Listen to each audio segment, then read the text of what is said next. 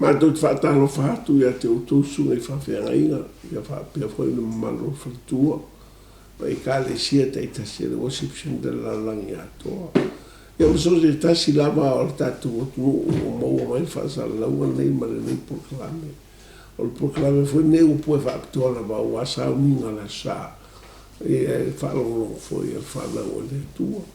Te whaatalo whatua ia te oe nei ta eo lau ma lei fua mai mo lau wala whae mai whanua le lei. Ia tātou langola le nganga le whaaftai le atua.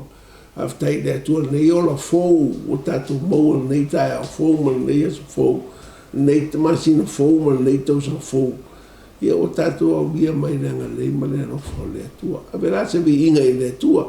Ma te whaaftai, ma te whaamanu, ma te pati, ma te pese, ma te alanga, aleluia. Aleluia. Pāpena lawi ia I le atua nei tae au. Ar teimi nei rato whaalfonga whaitauina le whionga pa ia le atua. O no le upu whaaunga le atua, le la tātou tanoai, ia, mai le atua. E manuia le mea ave iai. E manuia foi, e whele foi fua, foi la upu e manuia le mea o te manao, iai, fai foi le mea o te manao. Ia le la watu upa le atua. Wa saunia le atua mo tātou le aso, ia whaafonga mea. O le awhaitauina le whionga whauina le atua. O le haitu sia I upu nei o le awhaitau atu ma le tutoa. Ia ma le manino le nei tae au. I lo whaafonga. Le a maua lea I le luka lusu tolu. Alwhai upu e tolu iwa I le whasu tolu. Whaafonga le awhaitauina. O le tasi fo yo e na pango tā, ua whaatau wina ua upuleanga o ia te ia. O whapea mai. A whai o oi le ke wiso. I nā whaola ia oi te oe, a toa mai maua ne. A ua tali atu le tasi, ua wawau te ia, ua whapea atu. E te le matau ea I le atua ina ua tātou sala whātasi. Ua tonu lava la tā sala. A ua tauia mai I tā ua e tusa ma mea na tā whaia. A o ia ne. Ele ai se mea ele tusa na whaia ia. O na whai mai le o ia ia Yesu. Lele ie. Ia e mana tua mai ia. Pea e fio mai lo malo. O na whetala ia tua I leo Yesu ia te ia moni. O te whai atu ia te oe. O le so ta te whaatasi ai ma oe I paradaiso. O le tauina lo lua le fio pa ia le atua le amoa le tu se whai launga suma lua. Fai launga suma lua fai upe ono fitu mal fai upe varu. Pa fonga la fai tawat. A o le I whaamaluina le mai a rio. Po tae le ipu aulo. Po nuti le kate le vai puna. Po ngau sia le mea taavili le vai eli. Ma toi fo yatu le fuefu le ele pe o na iai ia. Ma toi fo yatu le anganga I le atua o le na fo ina mai ai. E se... Pe aula vai fia mori atu mo e nei tae au rau whaafong. E whapea. O whea e te alu I ai pe a whai a mia o e le atua I nei vai teimi. O tatu e le coronavirus. O whea te alu I ai pe a te ua. O le alfina o le atua. E te maliu mai au moti atu. O whea la me o I ai tatou. O whea me tau te iu I ai. I nei teimi nei whamaa. A whai e reo le whamai. Ia pala fwoi se si mafuanga o la e whapena la mia o e le tu o whea la e anu iai. O le siri na. A le matua hona tato la unga ni tae au. E mana I hale o mai pe corona pe le corona. Po le arawa le mea o mai. Se au e loa. Le mea e te aru iai pe a uma le o langa le. E me le au ngaro pi solo malo masau solo. Ai te le o ropo fe te aru iai. Nara o ia I lo manino me I la fionga le atua. Ia te whao volta ngata le langi ne. Ia te whao ma le loa le. Le mea I u iai pe a o na uma mea le neira langi tatu te pisi ai. Wa ngā tere la le tanoanga Yesu le ma le au o le ito lua ia pango tato lua ia fia poto tai lua le satau. Wa ngā tele la tau tanoa ma Yesu I toi teimi o I la tau tōtoro. Pa wala teimi to toi ala ori. Pa wala teimi whero I a Yesu mpantana. O le teimi o whasa toro ina. A wa ngā tele la tau tanoa ma Yesu whasa tau longa la tau tōtoro. Wa whamatala e Iesu, matau e Iesu, mawhai roma e Iesu. Se mea te le, ma le tautia, ma le ongonga, ma le moni, o le atupu I tangata. Tata umala langi nei, e ofu ia te oele te whafonga mai sisira mai. E te ao, e te lore le heile mea te alu iai.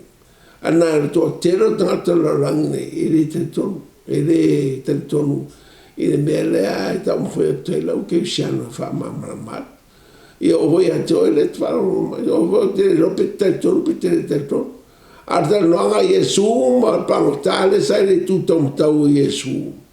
Se whawhitai e le pauta I na ua ia whapena o na whamatala mai e Iesu le mea he o iai. Le tangata pe a whai umare o langa le. Lo mole luka lusu tolu whaupe e whasuma tolu whaupe. Ma nei a lo sira fia le mere tau tal noto. E whafonga le a whetau. O na whetalai atu ai leo Iesu ia te ia, e moni. O te whai atu ia te oe o le so. Ta te whaatasi e ma oi parataisu. Ua, foi mai sa ronga le Iesu.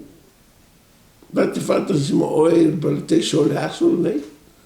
O whea e nanu whanga o parataisu. A o whea se mea e tu ai, o whea se mea oi ai. E foi se no whanga whapena e tau parataisu. Ia, mana ia. Siri rapa lo whalonga ma e marama. E la tau foi atu I tau whamamala matu ia te oe. Ia mama nino foi lau whalongo I me whapene. Wa e rena oe la langi atoa me si tanga te whia papoto I e runga neo. O pena te whairangi. Fumai natu I ringa mea.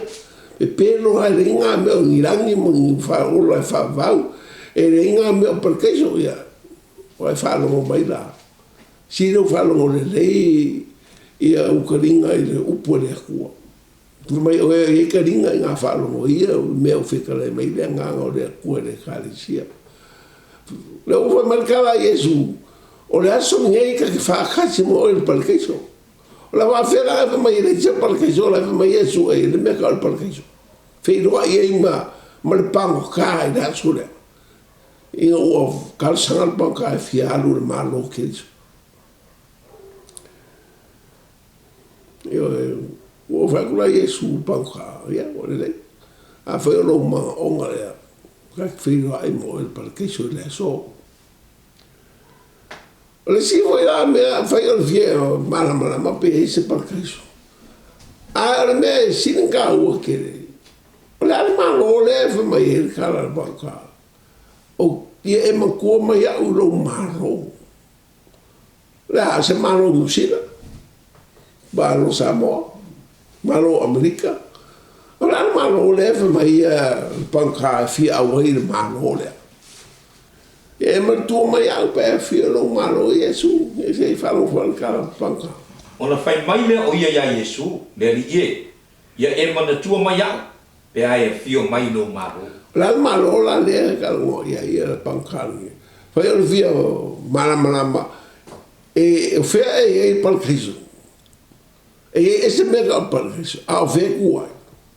Ao ese malo. O fe foi e nga mer malo le fiat le panka fa mai. E lo panka al malo keiso. O fe la e malo nga se ka mai se ka fiat ko ka e malo nga keiso. Ya ka iro ya ka pe fia a we se malo fa nga malo pe e que fia ka o la. Ya ma di lo. O la. O nga sin kai mi ka o mai ai. A uma ka ko e sore la e se la me ka ke anga ia fa be foi la suolo e si la mai o ke o la ngai pe o nga pa wale o la ngala o la o ke o la fa ba le e mala e ele foi nga malo le ka ke anga i ku ia de la me me ponga si su se o ke fia mozo o lo malo.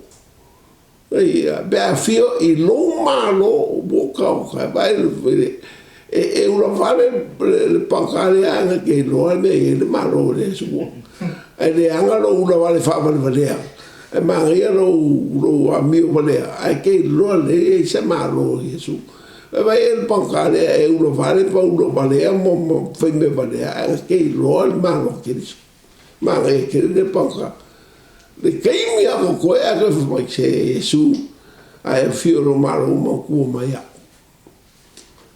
o se mele le ke le ma se ke fa kai foi de ku fa mau le mele i panga ngai fai le ma le songa nga mo ka ko inga ia ka ko malama po a mea lo loko o ia ku spaia e malama i ka so se longa lava sai lili ai e mo fai kau ia ka ko malama ia me ia o ia ko le fionga le ku pe vola le malo le ku o le pa kai so le ku mo ve o ia le mo fuanga le ku ma le mea nga ia ka pa o ke mi o ki ai e pe ra o Yesu ma le pankale o koe a seanga o ma feo ki nei dungo sa kauru aloma ma sa kauru fa salanga fa aloma e fa sa kauru ngai mo pankaka sungo fusara e borga ka soli kula fongo aloma e uianga le ngo fusara Yesu le sala le se pe o kala panka ya ai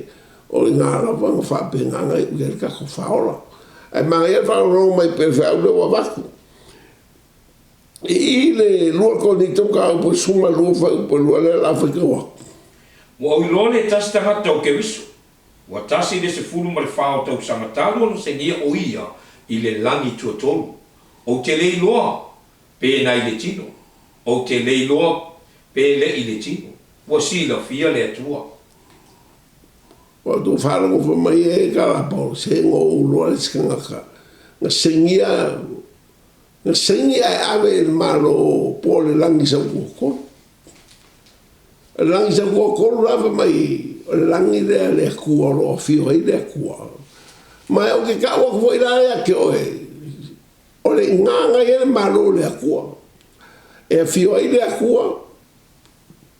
e fio mangangi o ye foi makiliso nga i le langi sa ko a nga ko foi a e le pa ke so le ku le go fanga la le ka o Yesu so o perché so se va en al malo le ku ai o malo le ku ke le a o ia ira ko como el malo le ku e el me ka perché so ai si po fer malo le ku o le lang se wo ko le me o ia wa e ala lang se wo ko e ko ka lang e ko fa e per o le langi sa kokoro, langi sa koroma, langi momoa le kau ke runga ko kako ke le fele me mau fele o langi momoa langi le fele mau fele o le langi le kua yo va a le langi le e fele le mau fele o so le malangi no rua la kau ke vai ya bruto mal masinga mfu ma o pange ka o me fiku e la langi to ko luanga ale langi sa ko la fio ile ko o ingala la ye mo me ka o palkiso le ngoma ye Yesu le o ngafo ye le malo le ko la fio ile ko ye ma angelo la fio ye ma Yesu ke riso le ha le ngalo sanga ye le panka ye ma ko ma ya pe fio lo malo fa mai Yesu o le aso ka ke firo ai mo e parkaiso o lo ye ngal fuanga e ka o parkaiso le ku e o ye nga ka ka le ku ma fanga o le ku e o inga ka le la rangi le fa o inga nga o ye nga fanga o le ku fa o inga mo klia fa ka o se fa mo kalanga le mo lo su ye mamla mo ye me ka parkaiso ma me ka o le malo o le kua ma le langi sa kokoro a o ia nga e sa ua paulo i ko fe ka mai la val ka kusinga famu wa o lole tasta ga to ke riso wa tasi le sfun mar fa to sanga talo sengi o ia le langi tu tolu o te le lope na ile tino o te le lo pe le tino o si la fie le tua o lo fo il nata o te le lope na ile tino o ia pe le ile tino o si la fie le tua na sengi o ia parteso ma na fa longo i upu le ma tau te ua e le te tau fo istanga tau na tau tala iai o le ngaka sengia paulo o le apostolo a ia le ka ngo me a o ia nga fa makala o ia nga ave le lang sa ko fa mai la ia le paulo e le ma fai o kaukala I mea nga whaasa o kaukala I mea ngā ai le rangi sa ua kolo. Ia pol palkeiso, pa waira o kai, o le palkeiso.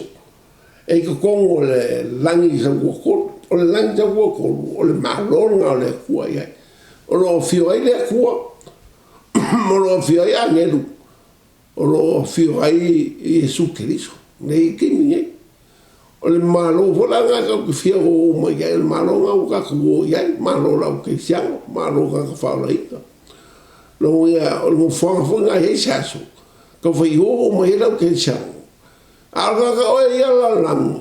Nye ke le moso wa vangoa le mele. Se longa e keu ia Yesu. Ai fiaru el malo le keo we ka sanga mengan ka sanga el panka. Wai lo el panka se ko wa ai se panka. E a me vale e mana. E a me vale el panka fu le mo el kula fu. Ai mana lamba le panka. Eu penso mo panca olha o foi ali. Aí ficamos backside né e bem vamos se lavar o panca os paias e que vamos calcala mai aí.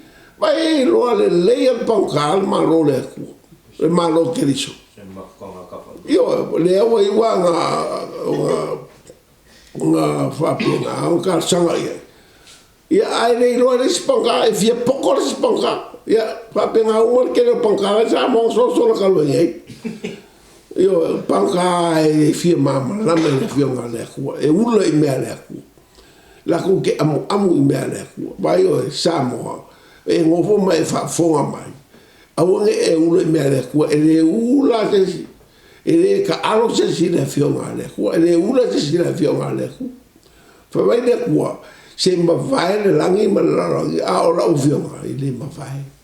O mau ku foi la o fianga le lang la lo wingo nga mea foi mai de ko le al me que foi a ko la ku fai se al me nga fai e se me ku fai e se la me que la ku fai e ku si la ku fai o que lo ku fai ku se le ia mara o punga o foi a ku ya que o ko me wala le al que me ia lo fa lo le mai la fianga le ko mai al fai mai o sky ai ia makua e uskai e me uma le fionga le kua anga e le pelo le kua e ka ungu lava o se amakanga ngā o kako upu ia e whaafonga mai le mele a wha uku i le kako kalunga e wha uku i le kalunga Yesu ma le pankai runga sa kau o le fisili la le fisili ako o whea anga i ue panka mo i anga lafka i me Yesu palkesu ale se foi fisi o fera de Yesu que me okia no la fe ka wi porque so pega la fe ka wi ko o se fale pia ngai e o kila o ye lea e si la ko kulkulim ka nga u ka ko ka se e fa fo e pe fa pe ira se kala mai pe nga la fe lo e mo Yesu aba e o le sa ka lo Yesu e le ko ka o mai fa be o nga la Afrika ia e le mal panka le ai nga uma ko e fie lo po fele le end of story e fie mama lama ai o ki ka wa ke la lava mau ku so ia ka o mai ia ke o le end of story le panka le ma Yesu pela ngai le kula ka ko la o anga ia ku fa mama ku ke o me ka u ke me lo loko ia con story le o ka ku ke mi ele foi o facas e foi ka mai le luka lua sul kolu o facas o tonu lava le ta sala a wa o tau ia mai ta o tu sama me na ta faida a o ia ne ele ai se mea ele tu sa na faia ia ya le aka ko ma ai ka mo fa panka ka ko ka mo ia fa panka ni ke le pe ka ko uma panka wa ta ka ko panka uma ali se va ka ko panka uma ai a ka mo la mo me panka e se foi foi no la ku kala e ni kala le lunga kala le panka e sa lunga le panka e se panka e fi ka mo la fa mai sole kama hoia e mai sole se a o la de ko fa o la mai o io e ko na ka mo va pe fi pouco e ma la ko kala a wa kala ngo fa pa ka me lo ka mai Yesu a fa le ko fa lo me o fa lo foi ma o yo pe fa pa ka o le pe fi lo vale o e vengo kala ngo al pa ka a wa ke ida pa ka le fa pe a dis pa ka so le o ke le ma fa o ka o ka o sala vai le mangi o kala ngo al pa ka o inga ke ki lo ai se o pa ka lo hava o le pankai lo fa mo ralo o le pankai ke lo se se la me fai amen al me ko nga manga o ile ku ya ke o so ska ka e lo ka fa mo ralo e lo ka sa mo me la ka ka o sala ya ka o i ka me fai a o ye e sa o so e a mala marka ma pankari ia ka uari sole se is ka fe wa i no la rangi si de ko el mama la mal pankari al pico kom ka ole se lo si ma ma ko pankari ga lo oi fe me panka wa ka sala ya ka ua ka me vale nga fai a o ia nge i se sala e lo al pankari ke di sole se sala oi sorry Pamalangka Yesu ele falua ficou mais foi para falua ona fai mai ele o ia Yesu le li ia e mana tua mai ia e ai fio mai no malo Saulo man kasanga Yesu se lo fa man como lo cam como se usa para fio no malo a fio lo malo mo como ia o que pole de ringa fia pouco que ele foi não calpe fia ulo me foi não cal e aí se mo como não cama para fio lo malo wala va sa wanga ia ka uma ia ka ko sala mor ka malo sala mor panka fa mo wala lo panka fa ko panka ia Yesu makali ko panka ia Yesu ao i koa le mele sa ili le kua ya kako amen sa ili e fia sa ili le kua sa kai fa mo lalo ro loko ele yone mo fa po le ifa mo yone ta mo fa po ifa la fa ka a foi ta tu te fa ali ta tu wong sala e fa ma oni o ia ma le ami o tonu e fa ma ngalo ia ta tu wong sala ma fa ma mai ia i tātou ia mio le tonu umalawa. O le ki o fa maanga o sala ma wa mio le konga ma sala ma wa mio le konga ma o sala. Le ka u ka sala le ku. Ka ma ka wa ku le ku ka u se se. O le ki nga. Ba me kele lo ko fa maanga lo le ku ka lo fa ma uralo. Me lo ka o yo se e ke lo se mo danga ma fa ko e se de ko ba ma lo le le wo fa mai fi ke le ko fa ma lo se ka fa pe e pera ko lo se senga le pankali ku ko mo le pankali ku va e fi una vale la ko ya wa ki le fo ya nga vale men ko nga vale e fi una vale fo ya nga vale e le se kala fa sa mo ja nga vale ia mari dia ko vale fa me ka mo ka o ke fa ka mo ka wa e va be a sa mo o ke fa ka wa vale a le ai o ke fa ka mo ka wa ia le que foi la fiura vale la ka mo pa ka sa ka ka da vale le longa lua o ma fuanga fa la inga o se ka ka ko se ka fa ku ala me wa sa wa Yesu o le so e que no filo ai ai e se pule o ia que o e que foi se fai o se ka pe el pancale o le wa fa mai o le so que filo ai mo e palke e se pule o Yesu le me foi le ku porque mi ola Yesu fa mai Yesu e alu wa e ora lo fa ku o ko ya sala fa mai ka la fa seu sole pensi ka pule i o ika i o ka ka mo e su pensi ka pule e fa manga lo ka fa manga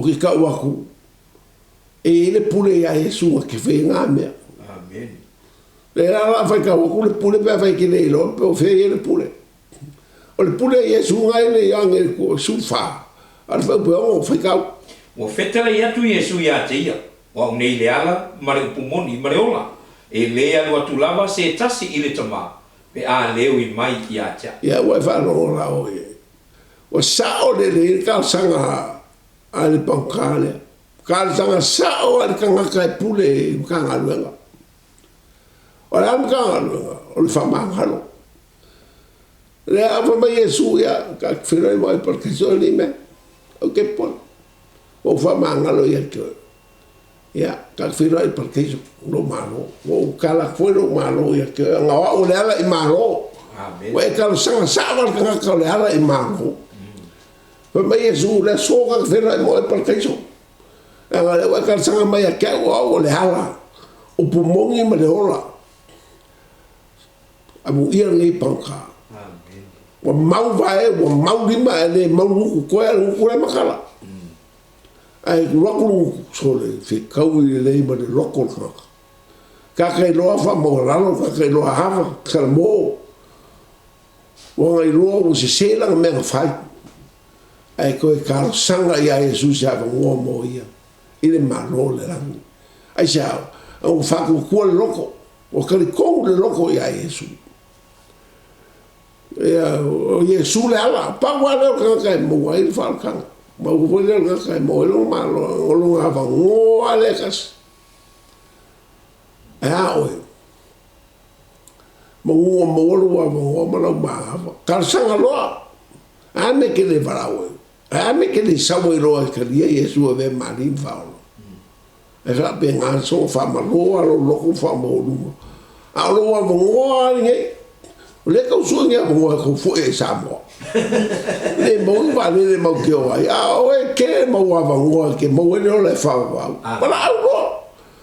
bala lo ma ka ni mo le pe la so fu e se va le sa mo a mo ma ya la mo le o ma fu ke uscire o va ko fa nge ni panka fa ile ma lui ka ya ke o wa ko fa ko siria ko ke fa pe ko ke mo fa ma o e siri ya ko ka ki o le simela ka ko ya I lo mere coronavirus there is a worst thing le ka ma kuspai e me siri ngolo loko mo le anga le ka ma kuspai ngai lo coronavirus le o ve se ka corona a vi lo le la ka ko ya le pio ka le ka o le ko ka o ke o le pio ka siri ngang pe ka al pidio ke ai ka ke chango mal falkan o ese ma kwa mo ke chango mal falkan o pidio ka le a oro ya se o ke fa ya sa siri e o e halu ke mi coronavirus e siri nga e halu ke mi e lo o fo mai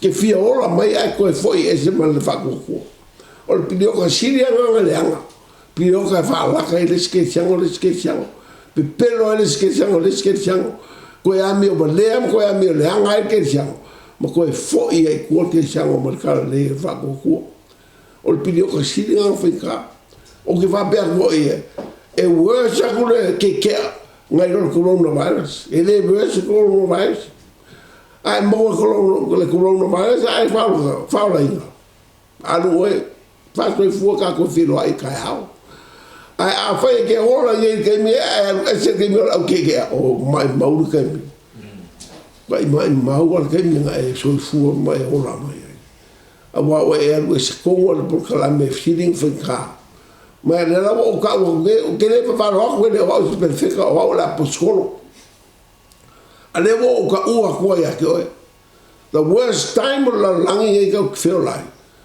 porque me ke ai la ke sa o fa ko that is the worst time le mel ke sa o la fa benga ko ese mal fa ko sa sili ai ke mi e coronavirus o e halu ai ke lu filo ai me su ke su me la e lima la o ko ya o mo le ka ko o me foi le lima o le kilo ai Yesu sa ngaka la o no fa ele ngai lo Yesu a le paukale an ka sanga ai o me foi nga mo el pau ka le nga foi ko Yesu ka filo fes nga ka bo sai lima ko lima sai vai ko vai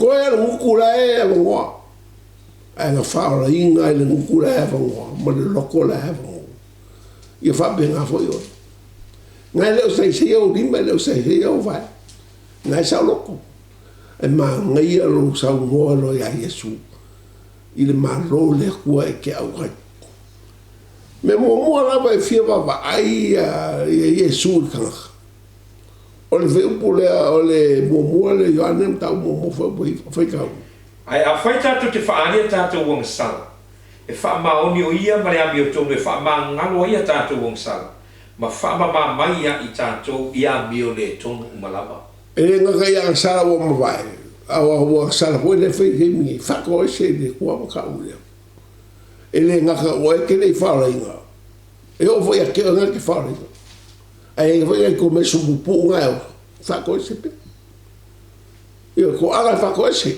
ko aga fa lo fa fo me de ko e la wo ya ia mai ka ke fiu ka fi fa pe o le fa la fi e me fa la fi e le fa ka ko la fi no mo le ku ka le ku fa me ka vi ka o ko foi nga o sala yo numa ke no e ka usanga ko foi ka vi ka nga nga sa ke le me makai fa chuka ngaka muri lua a ka mo fa nga me e ko lu ke me e ka usanga fa me ka vi so o fiu nga ele mo fa o fa no o ponga ai se o ka vela sia pe le martel mo pa ka o le o ko fa fo le vela o le ka fa me le o fa lora o sala ya ke yo vai lo fa manga lo mo ya e me ko fa manga lo ile ko ka fa benga vese le ko ka ka mai no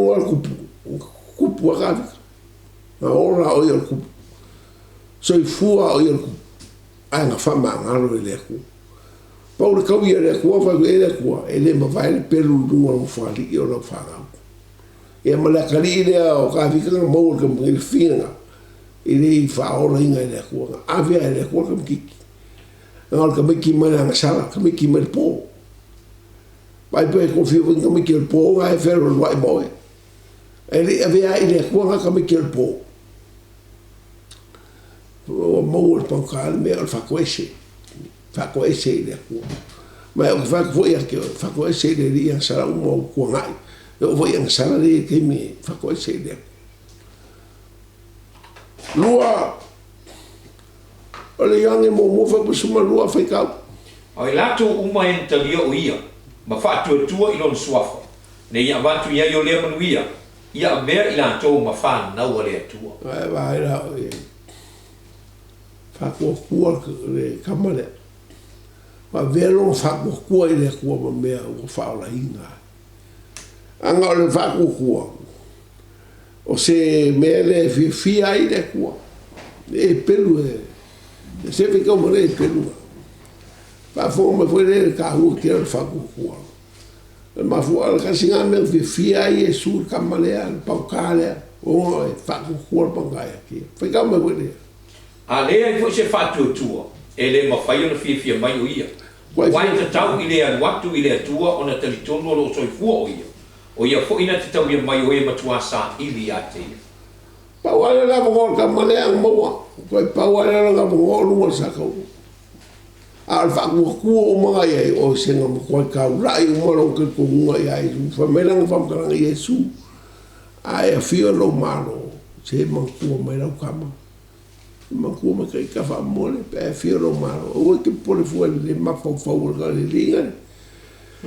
ala o ki ma nga le ma fa fa ka ya awa ya le o fa ku sawa se fa mo le ma ku mo ka fa ku ka ko fa mai na ka le ku o ke va ku ele mo ia e fai o ia mo khri o kwa ma ngai ke amen e fai ma khri ma fa ko Yesu le so ka fa ka mo pa Yesu o ja o mo la khri o le ku e lungo sa ko amen kai mia le ka o ka li e ro mo pankale o ngo fa bu ko lo lo pai le yong e ko su mo lo foi ma al yong ko su lo o wa fa pe la bo na fo mai o le tu e le lo lan mo ya no na te e to tasi ina ye le fa no se tasi fa tu ya te ya ai ya mo e le ola e fa ba me la sa wa yesu la lan so ka ngaka la va pango ka leo ro ia fa masingo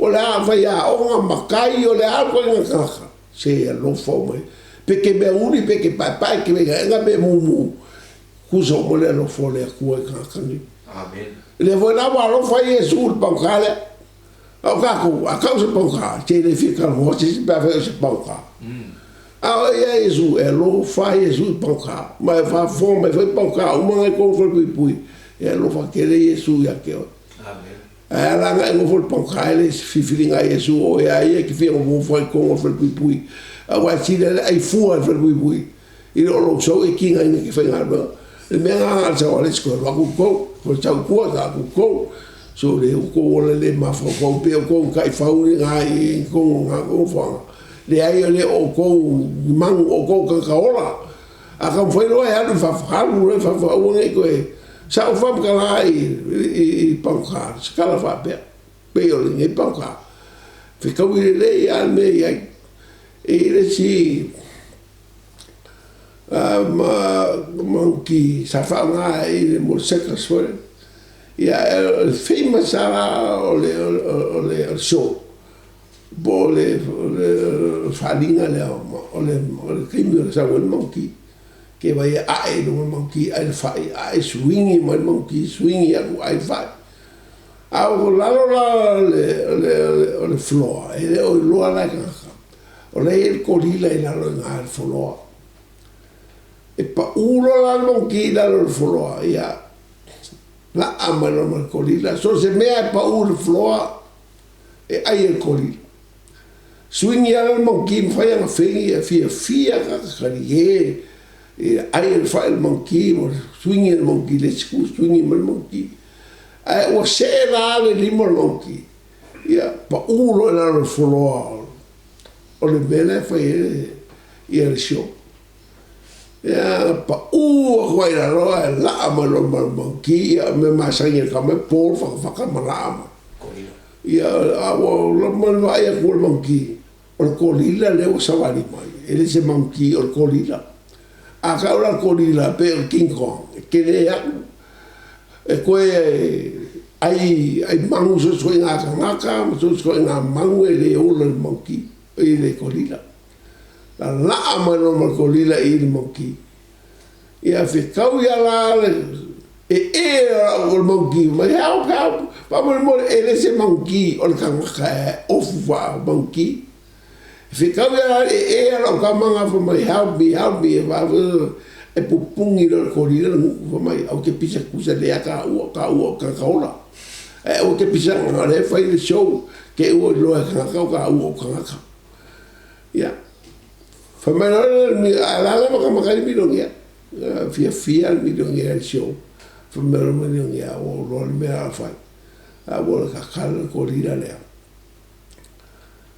con il coupe aver corrida con avavo e le can ora si corrida le con il pa e alla culola un lo show walk che fare la culola le milioni fai il malo al show fece che o corrida la con ma ya come per fece che fa il malo quasi il milione cavolo corrida la ya vuole e la ko ba ko le milion ma e ma ko di la ma fu me lo ko malo e moia io fu me le ko sa lo ka ai o ka o kasi ke si malima o ke ira le ko malo o show e ka ko no kasi ke si malima fu me ira ka malo milion ya pe un milion o ke fa ka wala ko di la ai ma per kasi ke si malima ma fa kawa ya ka maro kasi ki smali mangi ko lila kele ya saura mo le lori o saura malo mo le lori se mo le lori wa ko i ko ngol pa o fa ngala le me e la ko lila du mala ko ya e ngofo fai ko ngol pase ro ngau pa ua ko se meko e kulo le lunga la mai pe fola pa ua manki ya ro ka malo miro nge ma ave ko dila nge lunga le mo ya o kulo e o ku fa fol pa fa kulo ko dila ka malo le ko dila ya ro o longo fa nge ko ngaba ke le ngofo yo te pa o e ngofo ko ngaba anga la ko dila e lunga pe me la fai ko ngol fai kasi dua la lu mo kuil fa ko la mo ko la ko pa fa ko le mi dong ya an do ko nga ba o lu fa la ke le ngo fo pa nga la lu mo kasi lu mo ko kasi lu mo nga o ma sa ye ya nga le la lu mo ya la ko ngo fo ko pa o le ko dila ngo fo pa ko dila le a so e le ko dila ka o la ya e fa ben ala isi nga o e masangi ai le pa ngaro walo ai kua e uma ko sa ko fofo le pa e ai e ara o fio ko fofo le pa o fia ai me ai fu ko le pa ai singa e mangaro lo mai anu ko ainga pa i se o langa fo ya o e panga e si ala ko fo ko pui pui i no fo ko fale o ainga ai so le moral story ia fa nga le ma fa o su o panka ia e pe o panka kam kau o Yesu nga panka ka malo al poko ia nga ke lo me fa le nga ke lo le langi ma panka iso ma le malo le kua ia e fa be nga foi o le meno ko fa o la su fa ka fa po su ba o le fa tu ia te ia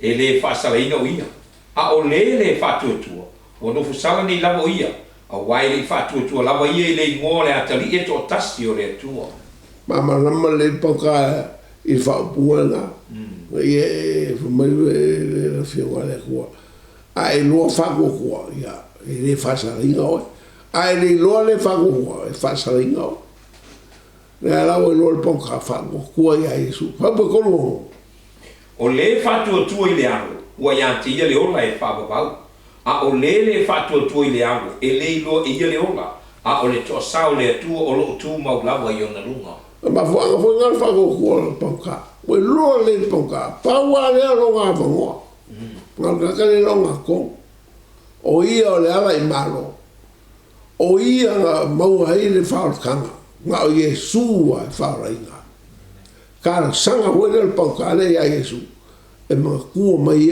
pa fio lo malo ma Yesu le so kasi mo e pal kiso foi mo le yang mo foi ka po lima foi bu kasi masuma lua o le ni foi le mau wo fo ina mai le tua ya ti ta tu le ola e fa ba o le ola la le o lo na o le o ya ti le o ya ti le o le o ya ti le alo le tua e le o ya ti le ola no le poka pa wa ka mo le fa ba ka le ka o ngako ka le lo ngako o la o i mo e lo le fa ba ka sanga lo ai se a bo a oe ki nga e fa fo mai o Yesu e mo lo le fa ba o so le mo kwa fe u o kringa ai o fa ka le sen ki o kringa o fa na ka ke o e ke ri fa ka o pe ke u lo i fa ka pe ka o ya fa ka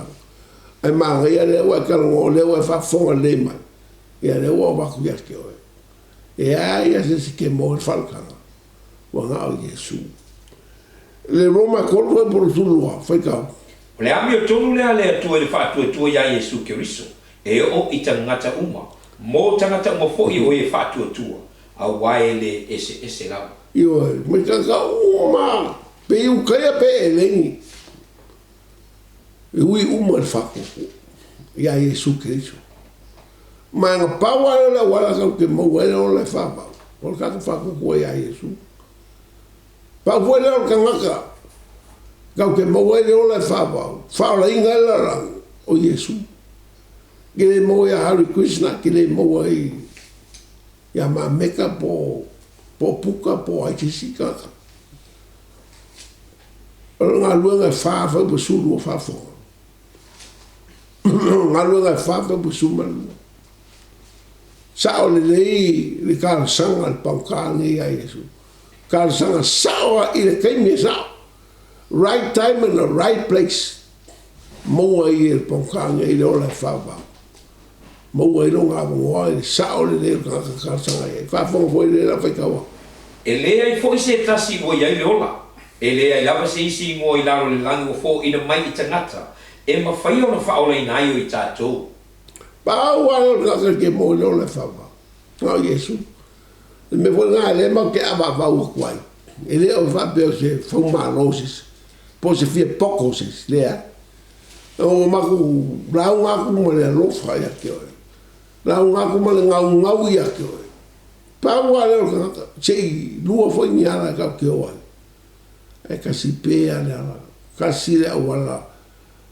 Ngā o Yesu Kiriso.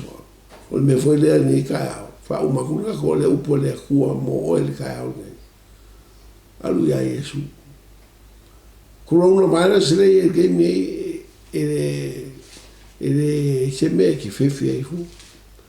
A fai la a mi ai o ele ko alu.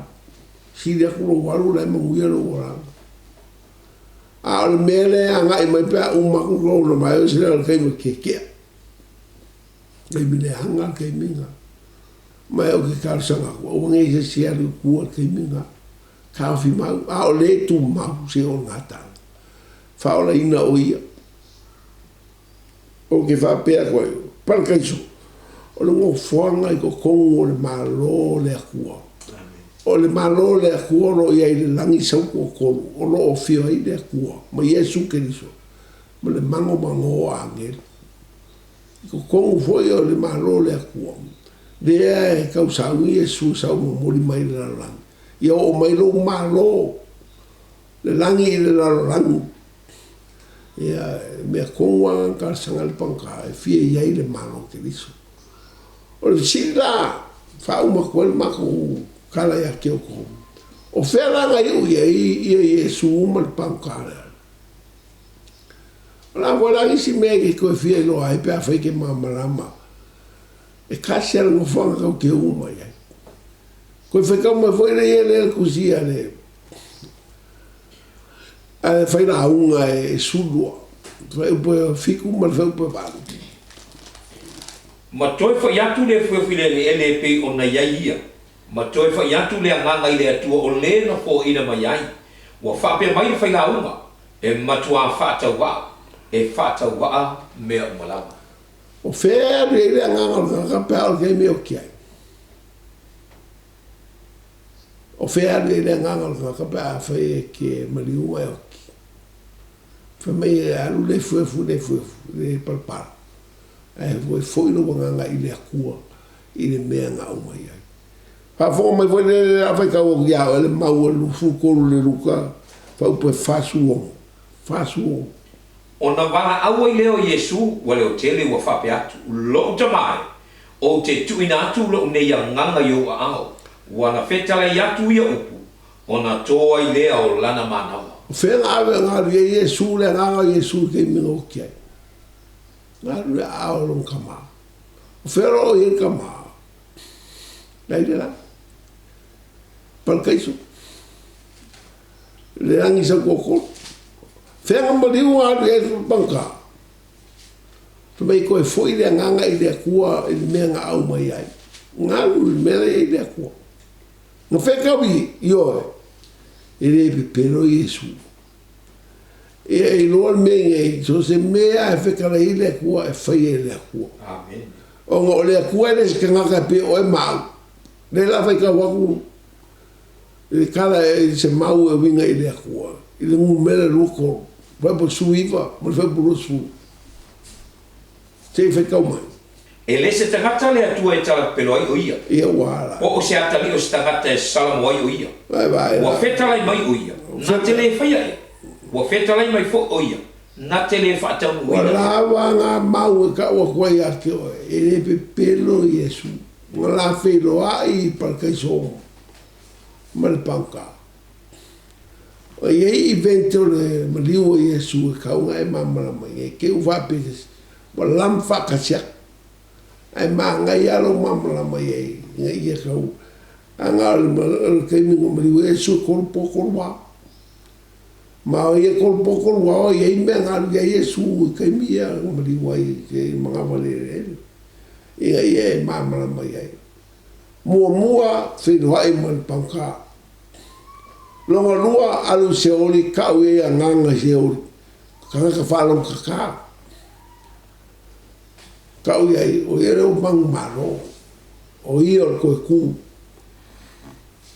ma e mo pe keu ya nga kang le fe kau ku se pe keu nga ia me nga ngalu ia Yesu ma le sira me long kolu ngalu ia Yesu querido ala lua la le Yesu ngalu ngo koe ku ele kau dia avia mama la mal ke me ku mau ngalu sawa Yesu i langi i palkai so langi kau ia mal pangka pe o fai ai ia le nga nga uma mai le langi sa walu se oli manga vale ele fai loa e kan ka mo ia o champingi a wao mang ma loa ia ko ku mai loa o me ia nga loa Yesu ke minga ia ko mau ko lu aso ko po le o va pu ko ia mama na mai era ko ia uma reference ko spaia e fai loa mai ai ia ke o ma ele ka pero le sa o ale ko e be uma fikra mai fa maungi le fionga le